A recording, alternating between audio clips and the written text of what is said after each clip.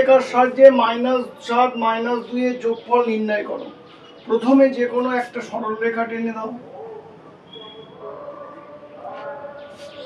দুটো সংখ্যায় মাইনাস আছে, তাহলে মাইনাসের দিকে সংখ্যাটা বাড়বে।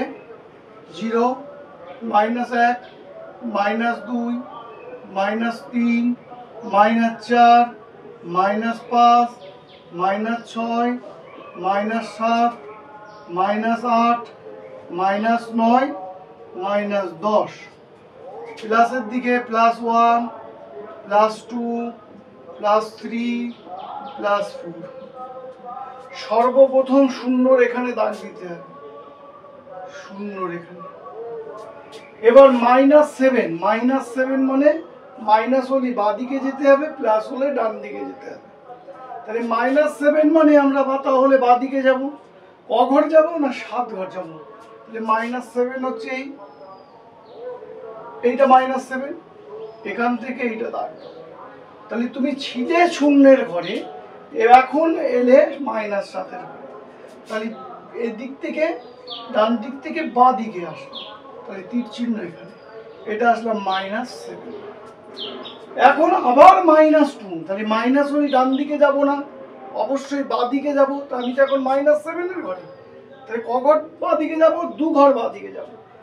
1 ঘর 2 ঘর, অর্থাৎ 9 এর ঘরে আসলাম। এখান থেকে এইটুকু হচ্ছে -2। তাহলে এখন আমরা -9 এর ঘরে। সর্বপ্রথম ছিলাম শূন্য ঘরে, তাহলে শূন্য থেকে এই -9, এইটাই হচ্ছে সমাধান। তাহলে আমরা কি পেলাম? -7 তার সাথে যদি যোগ করি -2 সমান হয় -। যোগফল নির্ণয় করো। প্রথমে -14 তার সাথে যোগ, -12 তার সাথে যোগ, +21 সমান সমান কত হবে? প্রথমে দুটো দুটো করে করব। -14, তারপরে আছে -12। দেখো একই চিহ্ন, যোগের নিয়ম, একই চিহ্ন থাকলে যোগ করতে হবে। 4 আর 2 6, 1 আর 1 2, বড়টার আগে মাইনাস চিহ্ন, তাহলে মাইনাস বসে গেল। তাহলে হবে -26 যোগ +21। এবার -26 এর সঙ্গে +21 যোগ, তাহলে -26 এই আছে, +21। এবার আলাদা চিহ্ন থাকলে বিয়োগ করতে হবে। 26 থেকে 21 বিয়োগ করলে 5, বড়র আগে মাইনাস, মাইনাস বসে গেল, তাহলে হলো -5।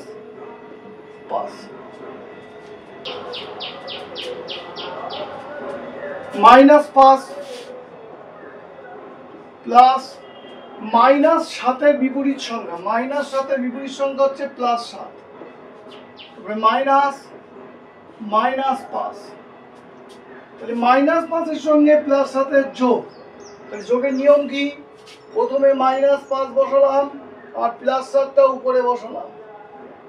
এবার দেখো আলাদা চিহ্ন থাকলে বিয়োগ করতে হয়। 7 থেকে 5 বিয়োগ করলে 2, বড় সংখ্যা হচ্ছে 7, তার আগে প্লাস আছে, প্লাস বসে গেল, হলো +2 বিয়োগ -5। এবার +2 এর সঙ্গে -5 বিয়োগের নিয়ম হচ্ছে বিপরীত সূত্র প্রয়োগ করে বিয়োগ করতে হয়। বিপরীত সূত্র প্রয়োগটা কি? প্রথমটা যেমন আছে তেমন থাকবে, তারপরে চিহ্ন পরিবর্তন হবে। তাহলে +2 আছে, +2 থাকলো। এবার মাইনাসটা প্লাস হলো, -5 আছে, হবে +5। এবার +2 এর সঙ্গে +5 যোগ, তাহলে যোগের নিয়মে পড়ে গেল। তাহলে +2 আর +5, দেখো একই চিহ্ন থাকলে যোগ করতে হবে। 5 আর 2 7, বড়র আগে প্লাস চিহ্ন, তাহলে হলো +7।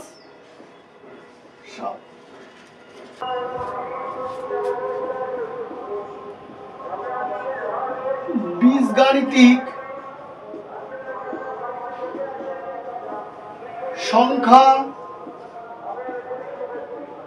মালাটি হবে চল x, ধ্রুবক নয়, যোগফল রূপে প্রকাশ করলাম, আর গুণ, তাহলে আবার এখানে আমি যদি এখানে দিই 11x 9x দিলাম, 9x প্লাস 9 বাই ভাগফল রূপে, তাহলে বাই 11, তাহলে 9x প্লাস 9 বাই 11 এ বলবো বীজগাণিতিক সংখ্যা মডেলটি হবে 9x প্লাস 9 বাই 11। mnটা কি? বৃত্তের পরিধির উপর একটা বিন্দু m আর একটা বিন্দু n। বৃত্তের পরিধির উপর অবস্থিত যে কোনো দুটো বিন্দু যুক্ত করলে যে সরলরেখা অংশ পাওয়া যায় তাকে বলা হয় বৃত্তের জ্যা। তাহলে mn হচ্ছে বৃত্তের জ্যা।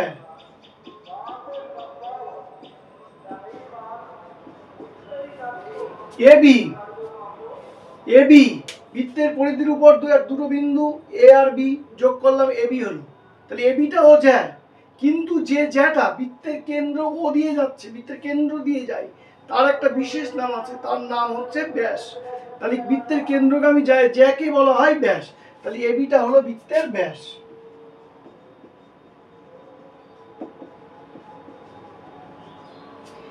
SOR লক্ষ্য করো, কেন্দ্র হচ্ছে ও, কেন্দ্র থেকে পরিধি পর্যন্ত দূরত্বকে বৃত্তের ব্যাসার্ধ বলা হয়। তাহলে ও এস বৃত্তের ব্যাসার্ধ, ও আর বৃত্তের ব্যাসার্ধ, এস আর হচ্ছে বৃত্তের চাপ, বৃত্তের পরিধির অংশকে বৃত্তচাপ বলা হয়। তাহলে দুটি ব্যাসার্ধ আর একটা বৃত্তচাপ নিয়ে যে ক্ষেত্র তৈরি হয় তার নাম হচ্ছে বৃত্তকলা। তাহলে SOR হলো বৃত্তকলা। 87 ডিগ্রি কোণ চাঁদার সাহায্যে আঁকতে হবে। এখন একটা চাঁদাই তো সর্বোচ্চ এই 180 ডিগ্রি পর্যন্ত রেখাঙ্কিত করা থাকে, তাহলে 187 ডিগ্রি কোণ কিভাবে করব? তো সিস্টেমটা হচ্ছে, প্রথমে 360 ডিগ্রি থেকে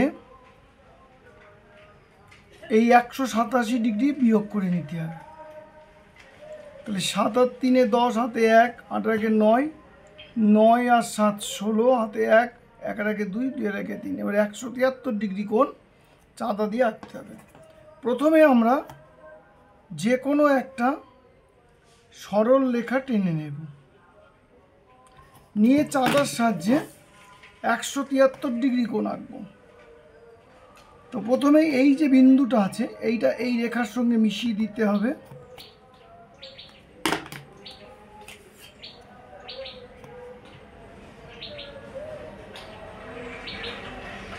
আর এর সঙ্গে এই রেখা মিশিয়ে যাবে, অর্থাৎ কিনা এই যে ছেদ বিন্দুটা এই সরলরেখার সঙ্গে একদম শেষে আসবে আর এই রেখার উপর এই রেখা চলে যাবে। 173 মানে কোথায় হবে? এই নিচের স্কেল ব্যবহার করতে 0 20 30 40 50 60 70 80 90 100 110 120 130 140 150 160 170। 170-এর পরে 3 ঘর ছোট ঘর 3টে যেতে হবে, 3 ঘর ছোট যাব। এই গিয়ে এবার এইটার সঙ্গে যোগ করব, এই বিন্দুর সঙ্গে এই বিন্দুটা যোগ করে দেব।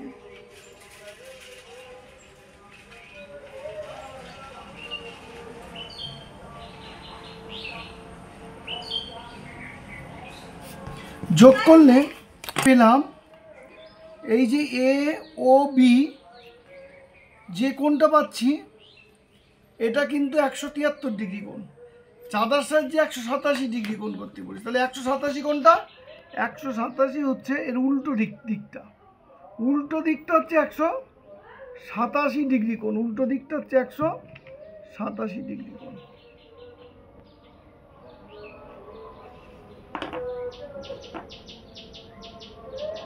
অর্থাৎ প্রবৃদ্ধ, উল্টো দিকের কোণটাকে বলা হয় প্রবৃদ্ধ। কোণ AOB সমান সমান 187 ডিগ্রি। একটি সমবাহু ত্রিভুজের কটি প্রতিসাম্য অক্ষ আছে তা চিত্র অঙ্কন করে দেখাও। এখন সমবাহু ত্রিভুজ একটা আঁকো, মোটামুটি সমবাহু ত্রিভুজ আঁকছি আমি।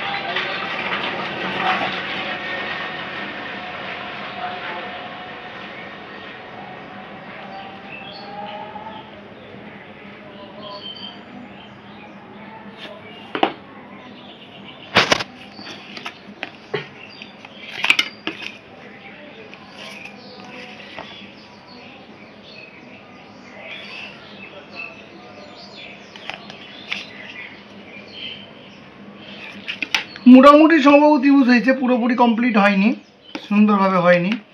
তো সমবাহু ত্রিভুজ আমরা জানি এ বি সি সমবাহু ত্রিভুজ।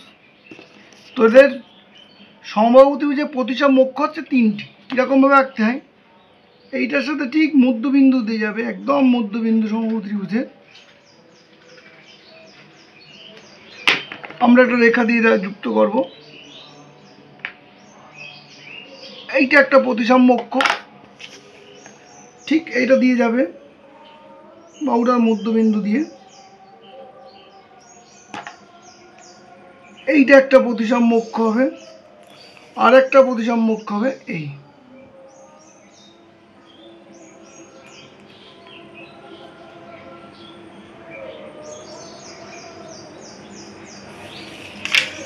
তাহলে সমবাহু ত্রিভুজের 3টি প্রতিসাম্য অক্ষ আছে।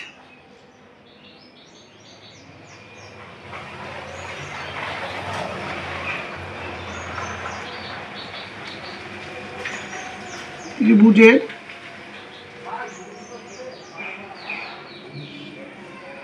3টি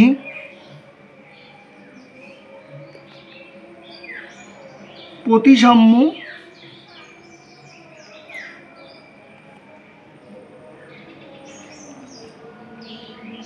অক্ষ আছে।